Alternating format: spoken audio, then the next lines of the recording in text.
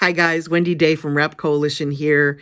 The number one question that you guys are asking me is, how do you build a buzz? How do you market? How do you promote? So these next couple of videos, I'm going to cover that. I'm going to cover putting a plan together to market and promote, putting a budget together, and hopefully this will help you to move forward.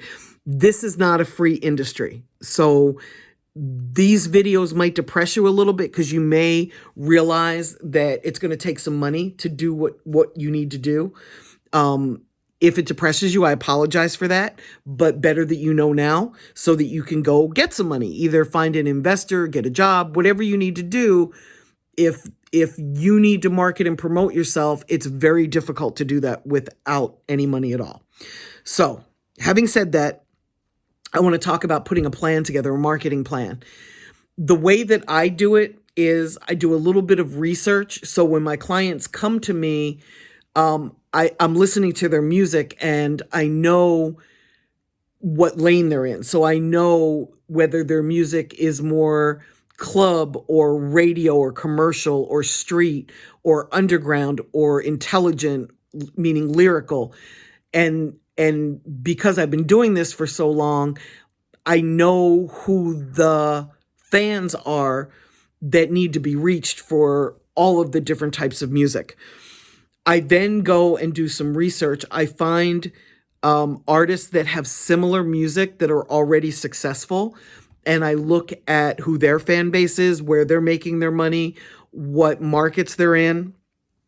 And then I also will sometimes go, and almost all the time, go and buy research to learn, okay, this is the artist that I'm working with. I hire a company to go in and analyze their Twitter followers, their Facebook followers, their YouTube followers, their SoundCloud followers, their Instagram followers, etc., and tell me, okay, who are those people? Are they male or female? Where do they live? How do they like to spend their time? Do they like sports? Do they drink? Do they smoke weed? What do they do when they're not working? Do they have jobs? Are they self-employed? Are they people that like to read? Are they into zodiac and astrology? Are they religious? I really busted out on this portion because we need to know who to target in order to help an artist make money with their music. So once I have all of that research, I put together a marketing plan. And in general, and it's different for every type of music, right? So the way you market a street artist is very different than the way you market a pop artist. So Russ would be marketed very differently than Gunna. Yo Gotti is marketed very different and to a different age group than Gunna, for example. I don't mean to keep using Gunna as an example, but their plans are different and their content is different. Their music is different. The way they reach their fans is different. The way the fans consume music. For somebody who's a little bit more mainstream, the fans are consuming the music when they go to clubs. For somebody who's a little bit more street, the fans are consuming the music on the streets and on the internet. So they're going to SoundCloud and YouTube and discovering the music. So most rap fans are between the ages of 13 to 26. As you age as a rapper, your market is going to get older. What I mean by that, if you're a 35-year-old rapper, 13-year-olds are not checking for your music because you look like their dad, or their mom. They're just not. The thing about a fan, especially a young one, is they can sniff out your age. And it's funny to me because a lot of artists, who are like 27, 28, or 29, they'll say to me, yo, I'm really in my late 20s, but I look like in my early 20s. Yeah, you don't look like you're in your early 20s to somebody in high school or college. They can sense that. You might look like you're in your late teens, early 20s to me, but I'm not your market, right? What I do after I do the research and figure out the fan base and the target market, the areas that I market to, and I really like the Southeast because the great thing about marketing an artist in the Southeast, and I always go regional, I don't go national because most of my clients don't have the money to go national.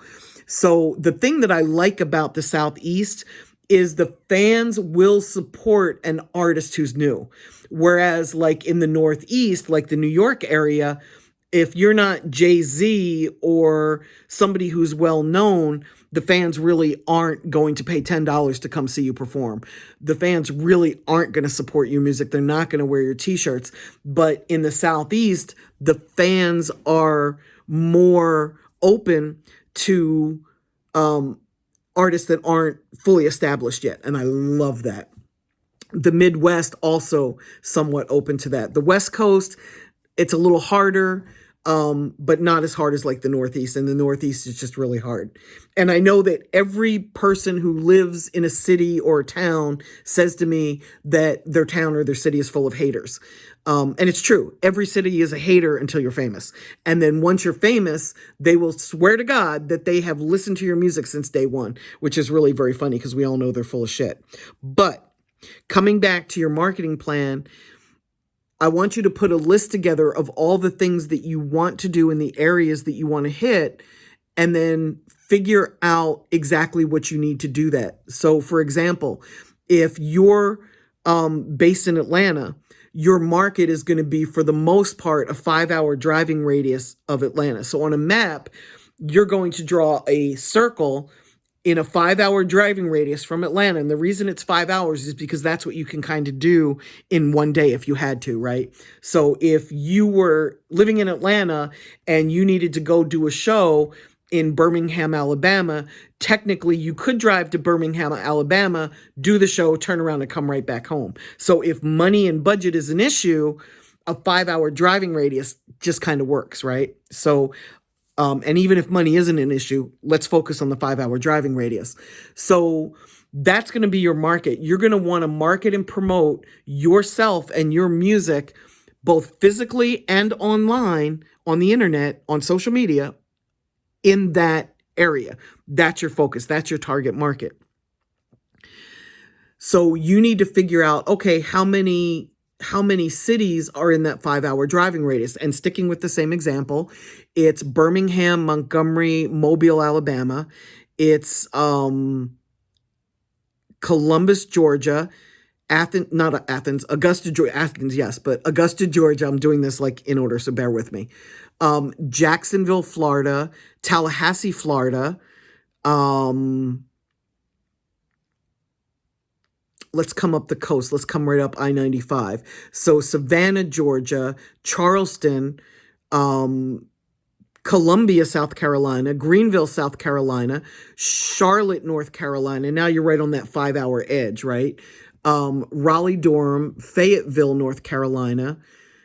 Depending on your music, if it's a little bit more folksy, Asheville, North Carolina. Nashville, Tennessee, Knoxville. Memphis is 6 hours. If you're a street artist, I would include Memphis. If you're not, I wouldn't. And Jackson, Mississippi, same thing. If you're a street artist, I would include Jackson. If you're not, I would hold off on Jackson. So that's kind of your 5-hour driving radius. And I did this without a map in front of me. I just did this off the top of my head. So I missed a lot of cities and towns in there, like Orangeburg, South Carolina is a great market. I didn't mention that when I mentioned Columbia. It's a great market. Athens is a college market, so it's going to be a little bit more of an intelligent market rather than, super ratchet gutter street music. So these are things that you learn from experience. So you may want to take a look at other artists that are in the same lane as you and figure out where have they gone. Like check out their Instagram. Look at where they're doing shows. Did they do a show in Athens? If they did, then Athens is a market for you.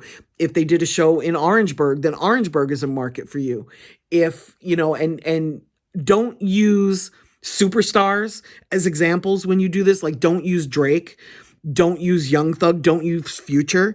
They're too famous for comparison. Use the guys that are more at the level that you are. Use the guys that are just starting to explode. The Roddy Riches, you know who they are. So use the guys that have a similar sound to you and put together your plan. Figure out what is it that you want to do in each market. Figure out and your ability to go there from market to market, which is a promo tour. You want to go there for free. You want to meet and greet people. You want to meet and greet people in the industry in those markets, the DJs, the people that own, the barbershops, the hair salons, if women are your market. Figure out where your fans hang out and then put together a list of all those cities and what you're going to need to go there. You may want to give t-shirts to the DJs that have your logo on it. You may not be able to afford t-shirts. You might want to put together something that's a little bit less expensive. I have a client who did phone chargers. So you plug it in and it recharges your cell phone, whether you're Android or iPhone, as long as you have the system where you can put your phone on top of the charger. And it's his album cover. It's fucking brilliant. Any promotional item that's affordable, lighters for the artists who make party music. Here's a lighter that's also a bottle opener, so it's great for people that smoke weed and drink beer. You've got download cards so that if you're in an area where people aren't 100% into streaming it, and research is going to tell you this, right? If you're in an area where people still want MP3s and they want to own their music, some cities in the South, we're still giving away CDs. That's not weird. So knowing your market is really key. And if there is a larger segment of the market than 20% that still consumes music on CDs or MP3s in an area, you should have them in your backpack so that if that's how somebody wants to receive your music, you can reach into your backpack and hand it to them, and it should look professional. It shouldn't be a CD with Sharpie written on it. It should be full color artwork, and it should be pressed professionally with printed a printed cover on it. It can be in a sleeve, but it should still be printed. It should still look professional. You only have one shot to make a first impression, right? So you're putting together the way you're going to meet people and the way you're going to interact with them, both online, which is really important. So you're going to do a digital ad campaign. You might do influencer marketing. You might do SoundCloud promotion. You might do YouTube promotion. You might want to be on Spotify playlists. You might want to get onto the blogs and hire a publicist.